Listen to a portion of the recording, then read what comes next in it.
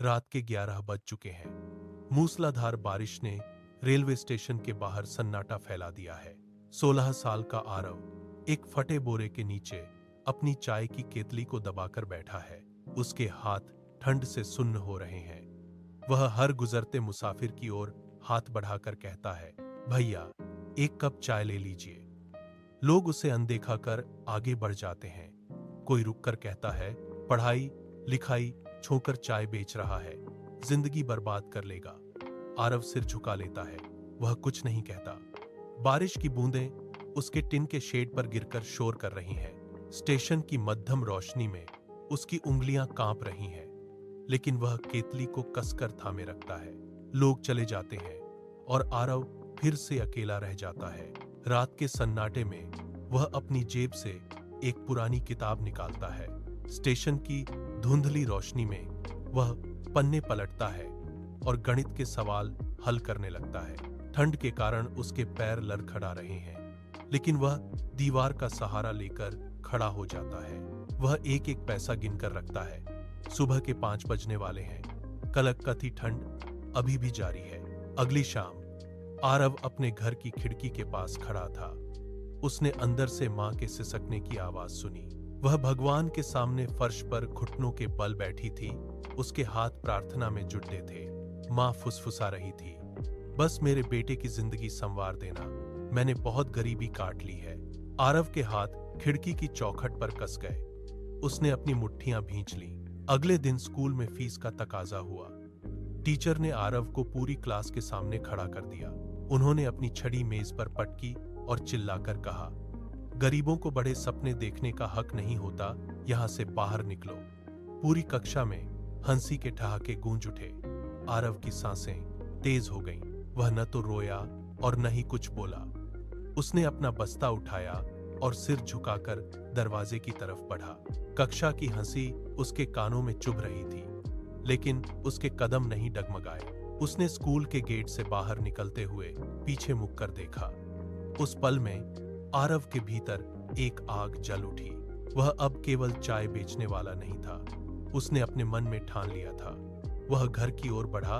उसके चेहरे पर अब डर नहीं, बल्कि एक स्थिर कठोरता थी। आधी रात बीत चुकी थी। स्टेशन का प्लेटफॉर्म अब पूरी तरह खाली था। आरव एक कोने में रखे चाय के डिब्बे को मेज बनाता है और अपनी पुरानी गणित की किताब खोलता है। एक हाथ में पेंसिल और दूसरे में माचिस की तीली है, जिसे वह हिसाब लगाने के लिए इस्तेमाल कर रहा है। उसकी आंखों के नीचे काले घेरे हैं। भूख के कारण उसका पेट मरोड़ खा रहा है, लेकिन वह ध्यान नहीं देता। वह हर एक पैसे का हिसाब एक छोटी डायरी में दर्ज करता है। एक कठिन समीकरण हल करते समय उसकी कलम की नोक टूट जाती है। वह रुकता है, गहरी सांस लेता है और अपनी बंद आंखों के सामने अपनी मां का चेहरा लाता है। वह चेहरा जो गरीबी की मार झेल रहा है। आरव के हाथ फिर से चलने लगते हैं। थकान से उसके पैर लड़खड़ाते हैं। वह दीवार पर अपना सिर टिकाता है, लेकिन किताब बंद नहीं करता। वह पन्ने पलटता है, नोट्स बनाता है और फिर से सवाल में डूब जाता है। हर एक हल किया हुआ सवाल उसके लिए एक छोटी जीत है। स्टेशन की पीली रोशनी में उसकी उंगलियां स्याही से काली हो चुकी हैं। वह अपनी डायरी को सीने से लगाकर बैठता है। सुबह होने वाली है।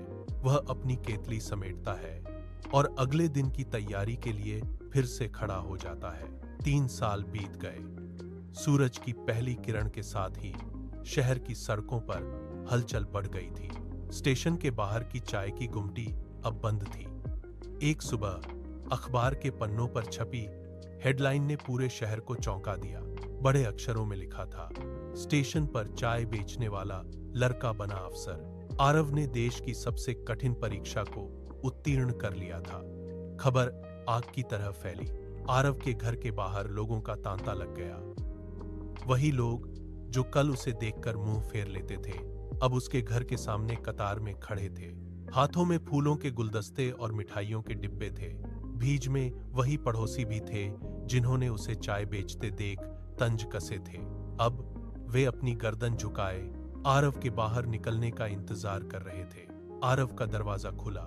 उसने कदम बाहर रखा। फ्लैश की रोशनी उसकी आंखों में चुभी।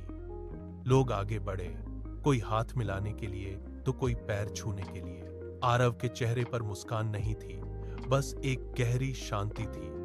उसने भीड़ के बीच से रास्ता बनाया। लोग पीछे हट रहे थे, उसे जगह दे रहे थे। वह बिना रुके सीधा आगे बढ़ता गया। उसके पीछे लोगों की नजरें थीं, जिनमें अब तिरस्कार नहीं, बल्कि आश्चर्य और पछतावा था। वह एक नई दिशा में चल पड़ा था, जहां पुरानी यादों का कोई स्थान नहीं था। आरव भी को पीछे छोड़ते हुए घर के भीतर गया।